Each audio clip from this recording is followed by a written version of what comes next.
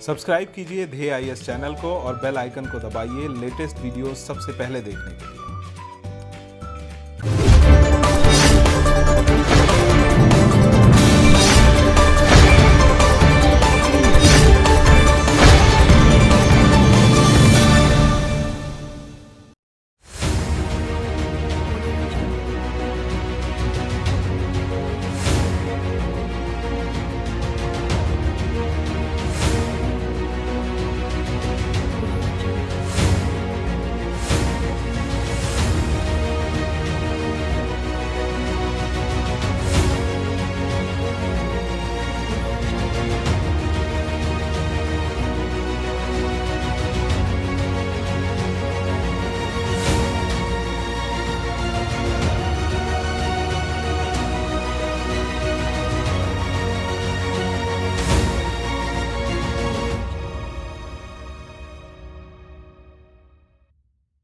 पिछले साल वैश्विक बाघ दिवस के मौके पर घोषित अखिल भारतीय बाघ आकलन 2018 के चौथे चरण के परिणामों ने दुनिया के सबसे बड़े कैमरा ट्रैप वन्यजीव सर्वेक्षण होने का गिनीज वर्ल्ड रिकॉर्ड कायम किया है।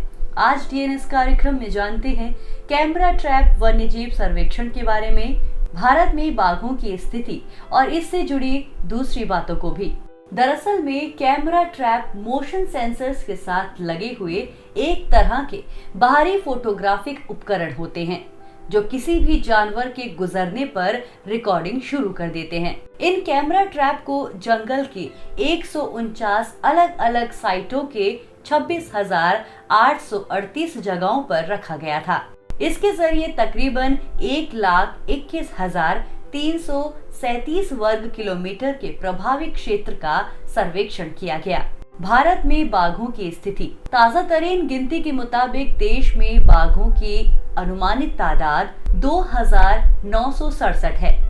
इस आंकड़े पर गौर करें तो भारत के जंगलों में दुनिया के बाघों का तकरीबन 75% बाघ मौजूद है। गौरतलब है कि भारत ने साल 2010 में सेंट पीटर्सबर्ग में बाघों की संख्या दोगुनी करने का ऐलान किया था। हालांकि भारत ने संकल्प इस निर्धारित लक्ष्य को साल 2022 से बहुत पहले ही पा लिया है। आइए अब एक नजर डालते हैं देश के विभिन्न राज्यों में मौजूद बाघों की संख्या पर।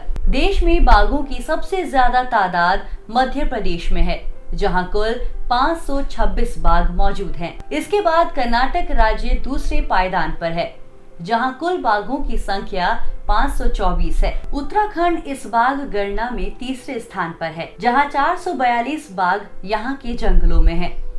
बीते 5 सालों में संरक्षित क्षेत्रों की संख्या 692 से बढ़कर 860 से अधिक और सामुदायिक संरक्षित क्षेत्रों की तादाद 43 से बढ़कर 100 हो गई है। साल 2006 की बाघ गणना पर गौर करें तो देश में बाघों की संख्या 1,411 थी, जो साल 2010 में बढ़कर 1,706 और साल 2014 में बढ़कर 2,226 हो गई थी। इससे ये पता चलता है कि बीते एक दशक में बाघों की संख्या में लगातार इजाफा हुआ है। मध्य प्रदेश के पेंच बाघ अभयारण्य में बाघों की सर्वाधिक संख्या दर्ज की गई तथा तमिलनाडु के सत्यामंगलम बाघ अभयारण्य में वर्ष 2014 के पश्चात अधिकतम सुधार दर्ज किया गया। छत्तीसगढ़ और मिजोरम में बाघों की संख्या में कमी पाई गई, जबकि ओडिशा में बाघों की संख्या स्थिर रही। वहीं अन्य सभी राज्यों में सकारात्मक वृद्धि पाई गई। एक नजर अखिल भारतीय बाघ आकलन पर। अखिल भारतीय बाघ आकलन को प्रति 4 वर्ष में राष्ट्रीय बाघ संरक्षण प्राधिकरण द्वारा भारतीय वन्यजीव संस्थान की तकनीकी समर्थन से आयोजित किया जाता है तथा राज्य वन विभागों और अन्य भागीदारों द्वारा इसे कार्यान्वित किया जाता है।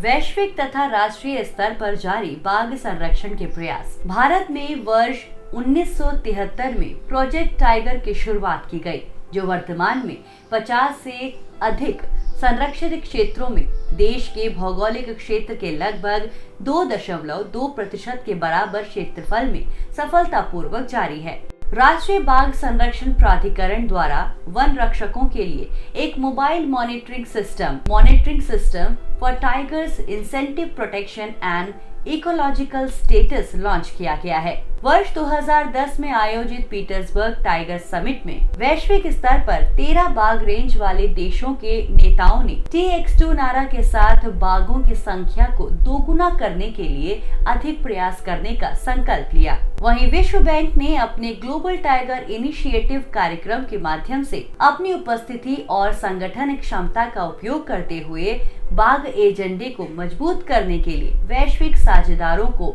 एक मंच पर एकत्रित किया है। और वहीं इन वर्षों में ग्लोबल टाइगर इनिशिएटिव पहल ग्लोबल टाइगर इनिशिएटिव काउंसिल के संस्थागत रूप में स्थापित हो गई है तथा अब ये ग्लोबल टाइगर फोरम तथा global snow leopard ecosystem protection programme के माध्यम से बाघ संरक्षण संबंधी कार्यक्रम चला रही है।